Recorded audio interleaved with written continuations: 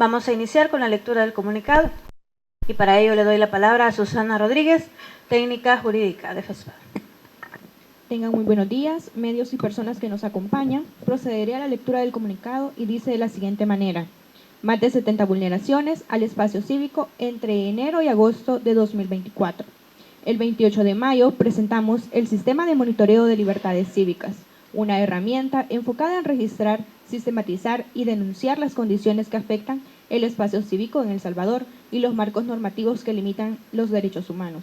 En el periodo entre enero y agosto del presente año, este sistema de monitoreo registró 73 casos de violaciones al espacio cívico. De estos, 36 corresponden a la libertad de expresión, representando el 49.3% del total, mientras que 28 casos están relacionados con la libertad de asociación, en un 38.4%, y 9 casos a la libertad de reunión pacífica, en un porcentaje de 12.3%. Durante estos primeros 8 meses del monitoreo, el número de casos relacionados con la libertad de expresión subraya la necesidad de continuar vigilando y promoviendo el respeto a las libertades cívicas, así como garantizar que se cumplan los estándares internacionales en materia de derechos humanos. Las personas periodistas y los medios de comunicación han sido particularmente afectadas, constituyendo el 42.5% de los perfiles más impactados. Uno de los casos en los que se evidencian ataques es en relación con la investigación del periódico El Faro sobre un esquema irregular de compras de leche, donde al menos el presidente Nayib Bukele y otros funcionarios emitieron discursos estigmatizantes, acusando al medio de manipulación y difamación. En el caso de las organizaciones defensoras de derechos humanos, continuamos enfrentando discursos estigmatizantes por parte de funcionarios públicos o personas afines al actual gobierno. Hemos identificado que entre los agresores se encuentran funcionarios públicos, quienes representan el 38.4% del total de los agresores identificados. Además, durante las manifestaciones se documentaron retenes vehiculares realizados por agentes de la PNC y de tránsito, lo que genera preocupaciones en torno a las libertades cívicas. La garantía del espacio cívico implica permitir la participación de la sociedad civil en la defensa de sus derechos, contribuir a la construcción de políticas públicas y ejercer control sobre las decisiones de los poderes públicos. Instamos al Estado salvadoreño a revisar los casos reportados en los informes con el objetivo de impulsar acciones que garanticen un entorno seguro y propicio para que todas las organizaciones de la sociedad civil y personas defensoras de derechos humanos puedan realizar sus actividades y contribuir al desarrollo del país en todos los ámbitos. Nuestra lucha es por la dignidad de las personas. San Salvador, 23 de octubre de 2024. Gracias, Susana. En este momento queremos profundizar sobre los datos que ya nos ha mencionado en este comunicado. Para eso le doy la palabra al técnico jurídico Diego Vargas. Tengan todas y todos muy buenos días. Damos inicio a lo que es el reporte de vulneraciones al espacio cívico salvadoreño de agosto a enero de 2024. Como podemos ver, las vulneraciones registradas han sido 73 hasta este momento, de los cuales, como mi compañera explicaba, 36 están relacionados con la libertad de expresión, 28 a la libertad de asociación y 9 a la libertad de reunión pacífica. En este caso, la libertad de expresión representa la mayor afectación que hemos monitoreado en lo que respecta a estos meses. El perfil de personas afectadas o entidades afectadas, se registraron 31 casos en contra de periodistas, seguido de líderes sindicales o activistas, 9 en contra de defensores de derechos humanos, 8 en contra de organizaciones que representan colectivos, 5 contra miembros de partidos políticos, 4 contra manifestantes y 2 contra población LGBTIQ+. Periodistas o medios de comunicación constituyen en este caso el 42.5% de los mayores afectados. En el perfil de agresores encontramos que 28 de los casos están relacionados con funcionarios públicos, 19 casos con Policía Nacional Civil, 5 casos relacionados con la alcaldía municipal y podemos encontrar también a simpatizantes políticos, usuarios de redes sociales, empleados públicos, empresas privadas, casos desconocidos e incluso sobre agentes del cuerpo metropolitano. En este caso, los funcionarios públicos representan el 38.4% del total de agresores, pero también encontramos lo que sería a la PNC con el 26%, que representa también uno de los perfiles que está generando un impacto en el espacio cívico salvadoreño. Los casos emblemáticos que vamos a presentar este día están relacionados específicamente a la libertad de expresión. Uno de los más representativos es el de la empresa privada Amenaza a la Libertad de Prensa de malayerba.com. Desde la APE se hace un llamado y lo monitoreamos en su momento, en cómo el 3 de mayo la Sociedad Mercantil Salvadoreña de Desarrollos Calientes, SADCB, solicitó el derecho de rectificación o respuesta de Carolina Maya, periodista directora del medio digital medioambiental Malayerba. En este caso, es a raíz de la publicación de su investigación, esta es la impunidad con la que se construye el lago de Coatepeque. A raíz de esta investigación, resulta que la empresa privada se convierte en un agresor y solicita el derecho a rectificación. Sin embargo, a través del análisis que como FESPAT realizamos, pudimos constatar que en este caso se estaba utilizando el sistema judicial como un medio para amedrentar o para censurar a la periodista, por lo que es importante monitorear estos casos. Ataques contra medios de comunicación, lo vimos en el agosto pasado. El medio digital El Faro publica el 19 de agosto una investigación titulada Gobierno paga 7 millones a offshore de Islas Vírgenes Británicas por leche que no llegó a El Salvador. ¿Qué es lo que genera esta situación? Una respuesta inmediata por parte del presidente Nayib Bukele y otros funcionarios, quienes descalificaron El Faro acusándolo de manipulación de documentos y difamación.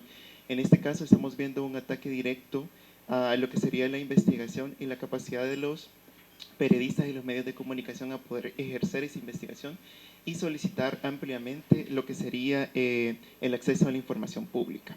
Tal como la investigación lo determina, en este caso, si tuviésemos acceso a la información pública o a cómo se utilizan los fondos públicos, podríamos resolver qué es lo que ocurrió en esta situación. Sin embargo, la respuesta del presidente Nayib Bukele y de otros funcionarios fue atacar. Atacaron el mensaje, pero no entraron a conocer lo que sería el producto de la investigación. Sobre la libertad de reunión tenemos dos casos específicos de los cuales se conmemoró el Día Internacional del Trabajo y el Día Internacional contra la Homo, Lesbo, Bi, Transfobia, evidenciando que a partir de esto encontramos patrones e intentos de desarticular reuniones pacíficas mediante retenes y solicitudes de permisos innecesarios. Estas medidas desproporcionadas impusieron restricciones que limitaron a las luchas y reivindicaciones de las personas trabajadoras y de la población. A continuación podemos ver la prensa gráfica, el 1 de mayo, presenta el video de los retenes.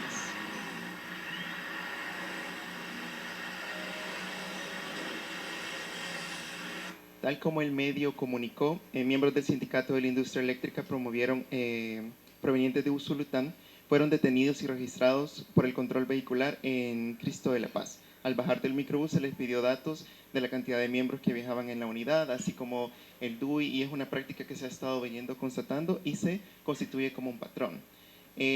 Otro de los ejemplos que tenemos es el 18 de mayo, y aquí podemos escuchar a Aranza, una de las líderes que representa el movimiento. El día de ahora por la mañana, la Mesa Permanente por una Ley de Identidad de Género nos hacemos presentes al monumento para reunirnos acá y de acá partir para la marcha hacia el Parque Cuscatlán. En esos momentos se nos acerca un uniformado del CAN y nos pregunta que si tenemos permiso para ocupar la plaza pública, a lo que le respondemos que no, porque no vamos a hacer ningún acto acá en la plaza pública, sino que es el centro de concentración para que de acá partamos a la marcha. Luego de eso nos comienza a cuestionar el hecho de que el gobierno les ha dado a ellos instrucciones precisas y reglas muy claras que no tienen o no pueden permitir cualquier tipo de acto en las plazas públicas sin permiso. Adherido a esto, hizo una llamada inmediata a los agentes del CAN del Parque Cuscatlán para que ellos estuvieran sobreavisados de que nosotros y nosotros vamos hacia abajo a terminar nuestra marcha. Aparte de eso, la vulneración de las identidades de las compañeras también es muy grave porque nos tratan siempre con los pronombres de él o de ella sin ver la expresión de género que las compañeras tenemos y sin respetar eso. Entonces lo hacen desde el desconocimiento y también desde la discriminación que ellos no quieren hacer como cuerpos uniformados. Tal como lo menciona Aranza, una de las restricciones que se pudieron evidenciar es por parte del CAM. En este caso, si bien el gobierno puede establecer restricciones, o puede establecer medidas de seguridad, estas tienen que ser proporcionales, y esto está basado en los estándares internacionales. Incluso las restricciones o las autoridades deben demostrar que las restricciones son legales, necesarias y proporcionales. Y es así como nosotros, como parte de FESPAD, hemos estado monitoreando los intentos de desarticular las reuniones pacíficas, a pesar de que estas reuniones son llevadas y son desarrolladas desde el ámbito pacífico. En ningún momento hemos estado viendo acciones contrarias y en este caso estamos evidenciando también el impacto que tiene la restricción del espacio cívico salvadoreño a poblaciones en situación de vulnerabilidad, en este caso la población y el colectivo diverso. En el caso de libertad de asociación, hemos estado monitoreando lo que son discursos estigmatizantes contra el ministro de Justicia. El pasado, Gustavo Villatoro, afirmó que los salvadoreños, críticos del régimen de excepción, podrían estar vinculados a pandillas en un contexto donde las organizaciones de derechos humanos denuncian detenciones arbitrarias. Y en julio del 2024, la canciller Alexandra Hill rechazó categóricamente las denuncias a violaciones de derechos humanos a más de 30 organizaciones. Estas declaraciones reflejan la creciente estigmatización de la sociedad civil para defender los derechos humanos en El Salvador. Y es que Alexandra Hill Tinoco, la canciller, ante la CIDH, expresó: me preocupa conocer que las organizaciones representadas en esta audiencia están promoviendo una instrumentalización política, una mala práctica dañina para todos y una práctica que el mismo pueblo salvadoreño les dijo a los actores políticos ya no más, dándoles un clarísimo mensaje de que estos patrones ya no tienen cabida en el nuevo El Salvador que estamos construyendo todos, por todos y para todos. En este sentido, los discursos estigmatizantes por parte de funcionarios públicos en contra de las organizaciones que están promoviendo y la defensa de derechos humanos, es necesario reconocer que estos discursos reducen el espacio cívico, ya que generan un efecto cascada en la cual usuarios de redes sociales, personas de la sociedad civil pueden expresar descontento o pueden realizar otras acciones y otros tipos de ataques en contra de las organizaciones porque se instaura un discurso contrario. Y es necesario reconocer que la libertad de asociación está íntimamente relacionada con la defensa de derechos humanos y con el espacio cívico salvadoreño. En este caso, FESPAD ha reconocido estos patrones, ha reconocido y ha estudiado y ha profundizado en cómo esto está afectando a la restricción del espacio cívico y cómo esto afecta también directamente a la población en el ejercicio de sus derechos. No solo afecta a organizaciones de derechos humanos, no solo afecta a sindicalistas, a defensoras y defensores de derechos humanos, sino que también afecta a la población directamente. Y es por tanto que reconocemos la importancia del espacio cívico salvadoreño y hacemos un atento llamado a que podamos seguir defendiéndolo, promoviéndolo desde nuestras aristas y desde todas las acciones positivas que podemos determinar, tanto como organizaciones y como sociedad civil. Muchas gracias. Gracias, Diego. En este momento damos el espacio para comentarios de Héctor Carrillo, Ismelda Villacorta y también Hugo Sánchez. Iniciamos con Hugo Sánchez.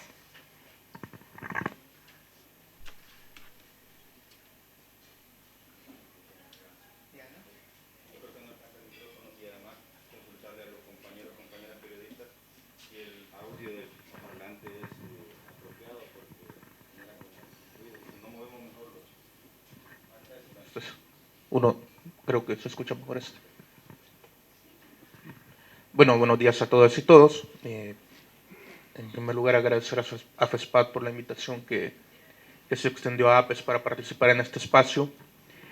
Y me llama mucho la atención algo que se menciona, o en la exposición que realizaban, que es sobre patrones.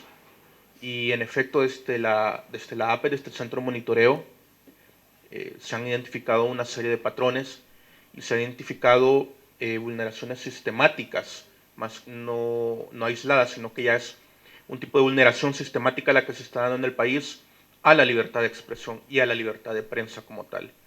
Entre los últimos casos que podemos mencionar desde el Centro de Monitoreo de la APES y que están dentro de, digamos, los casos de ejemplo que han colocado en este informe, en este reporte, lo más reciente son los ataques que ha recibido, por ejemplo, el medio Redacción Regional, que dan cuenta no solo de lo sistemático, sino que también de lo avanzado que podríamos decir que están este tipo de vulneraciones, porque hemos comenzado a ver no solo un tipo de vulneración que va el del discurso estigmatizante contra el periodista, contra el medio, y no contra, digamos, buscar atacar la investigación como tal.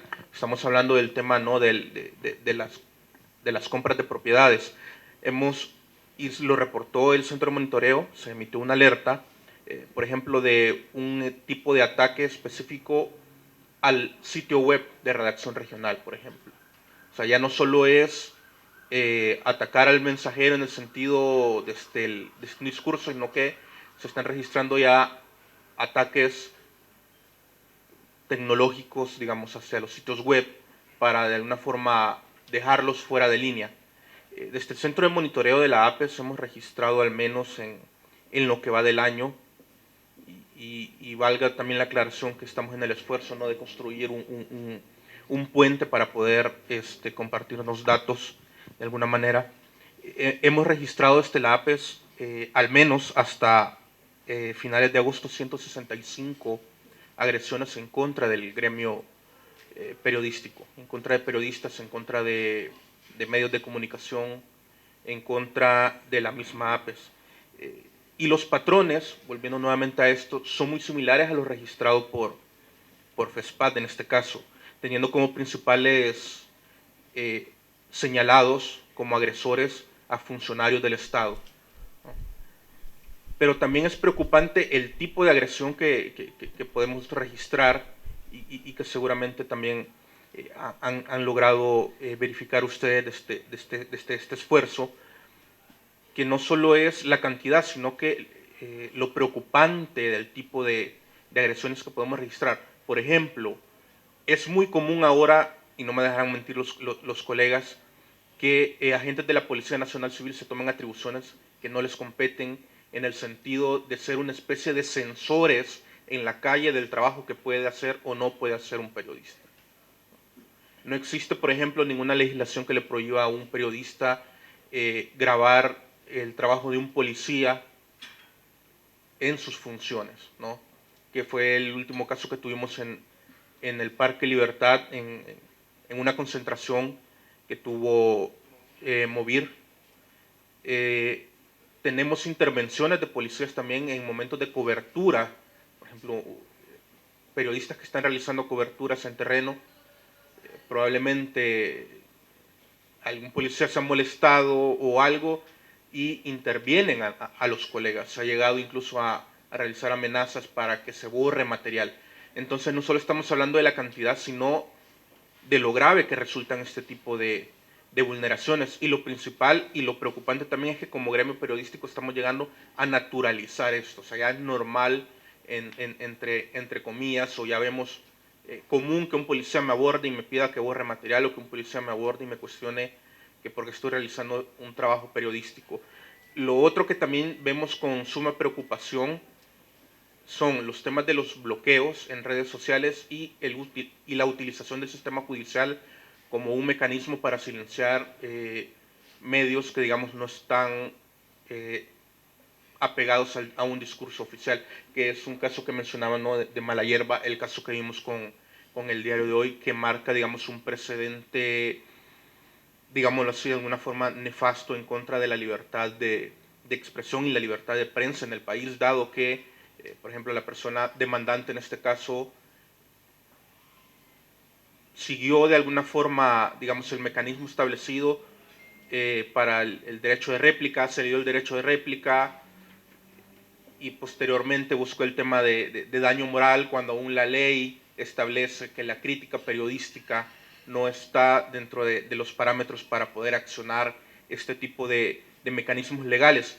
Entonces, vemos esta serie de patrones. En el caso de los bloqueos, al menos en la última ola de bloqueos que hubo contra periodistas, contra comunicadores y contra personas que ejercen la defensa de derechos humanos, registramos, si no me equivoco, al menos 19 casos preliminarmente hablando. Y lo complicado de este tipo de casos no es únicamente que se bloquea al periodista por que es una voz crítica, por decirlo de alguna forma, sino que se está ejerciendo una especie de discriminación por opinión en contra de esta persona que ejerce el periodismo como tal. Y lo sumamente preocupante es que se está bloqueando información tan básica que necesita la población, que se informa a través de estos periodistas, como por ejemplo medidas contra el dengue, podría ser algo, una emergencia por lluvias, cualquier, este tipo de información que nos resulta tan cotidiana, hasta esta información tan cotidiana, se está bloqueando a periodistas para que tengan acceso y consecuentemente lo puedan comunicar a sus audiencias. No me quiero extender más, bueno, quedo a su disposición, pero agradecemos también el esfuerzo de FESPAT también por registrar de este mecanismo de las vulneraciones a la libertad de expresión, que como vemos son de las principales atacadas. Muchas gracias. Primero, decir por qué nos interesa, nos preocupa y por qué estamos haciendo este monitoreo y lo estamos reportando. Simple y sencillamente nos preocupa la buena gestión pública. La buena gestión pública en general, ¿no? Y para la buena gestión pública es importante que el Estado se relacione con la sociedad salvadoreña. Y los mecanismos para relacionarse con la sociedad salvadoreña son justamente el derecho de asociación, de reunión y de expresión. Ese es el mecanismo que tiene la gestión pública para retroalimentarse de lo que está ocurriendo en la sociedad, para identificar hechos de corrupción, para identificar errores en la administración, para identificar debilidades en las políticas públicas. Cuando estamos denunciando que hay un cierre del espacio cívico, que hay agresiones, lo que estamos diciendo es que está en peligro la buena gestión, no del actual gobierno, la buena gestión pública como práctica de Estado, la gestión pública de la mano con la población, la gestión pública que responda a las necesidades de la gente, la gestión pública que garantice los derechos de cada ciudadano y ciudadana en este país. Eso es lo que nos preocupa cuando nosotros y nosotras decimos que se está cerrando el espacio cívico y que hay hechos de agresiones a estos tres derechos fundamentales. Y ojo, que lo que nosotros y nosotras estamos planteando es solo una muestra. Probablemente el sistema de monitoreo que tenemos no logra registrar todos los casos que ocurren en el país. Esto es una pequeña muestra. Sin duda alguna, habrán hechos que no llegan a nuestro sistema porque no lo reportan los medios, porque no tienen conocimiento, porque la gente no lo dice, o por cualquier otra circunstancia. Al final, lo relevante de esto es decirle al Estado de El Salvador, a todos los poderes públicos, están ocurriendo hechos que están restringiendo el espacio cívico, y esto afecta la buena gestión pública. Consecuentes con esa preocupación por contribuir a que exista una buena gestión pública al servicio de la gente, nosotros y nosotras esta mañana que vemos con preocupación lo que está ocurriendo en el país, sobre todo en días recientes que no están en este reporte monitoreo, pero que nos preocupa y es del conocimiento público, ¿no? Queremos hacer un llamado a la intervención de 3 funcionarios, a la intervención con el objetivo de propiciar un espacio de diálogo entre el gobierno y la sociedad civil. Eso es fundamental en este contexto, y si el gobierno no adopta esa medida de establecer un espacio de diálogo entre los distintos actores, y aquí estamos hablando con sindicatos, sobre todo con esto del presupuesto que toca aspectos sensibles, es necesario que se siente el gobierno con la sociedad civil. Sentarse con las organizaciones de la sociedad civil para abordar temas como esto, el tema de los sindicatos, pero también para hablar de otros problemas del país, para hablar del problema de acceso a la educación, de garantizar el acceso al agua, de garantizar la sostenibilidad en el tiempo de la reducción del tema de la violencia, para evaluar el sistema de salud. Hay muchos temas en los que se debe sentar el gobierno a hablar con la sociedad civil, con todas las expresiones, incluso también con la oposición, debe de sentarse. Ni siquiera estamos pidiendo de que se comprometa algo, sino que establezca un mecanismo formal para escuchar. Eso es básico. Puede ser de que ese mecanismo al final no lleve a acuerdos trascendentales, aunque sí debería, porque hay temas de país en los que nos tenemos que poner de acuerdo y que todos y todas queremos lo mismo. Todos queremos ver un país con altos niveles de educación, con un mejor sistema con mejoría en el empleo, con mejores salarios, con un sistema de pensión digna. Son temas de nación. Entonces, queremos hacer el llamado directamente al gobierno, pero particularmente queremos pedir la intervención de 3 actores. Uno, la Procuraduría para la Defensa de los Derechos Humanos. La Procuraduría para la Defensa de los Derechos Humanos y el Comisionado Presidencial para los Derechos Humanos. Son 2 actores que creo que ante el contexto tendrían el deber, si son responsables con la función que les compete y si tienen compromiso con la buena gestión pública, debieran de propiciar un acercamiento, un espacio de diálogo, hablar. Eso es todo, hablar. Y hablar es un tema básico en una sociedad. Debieran de hacerlo porque si no, los problemas no se tratan de manera institucionalizada y eso es inadecuado.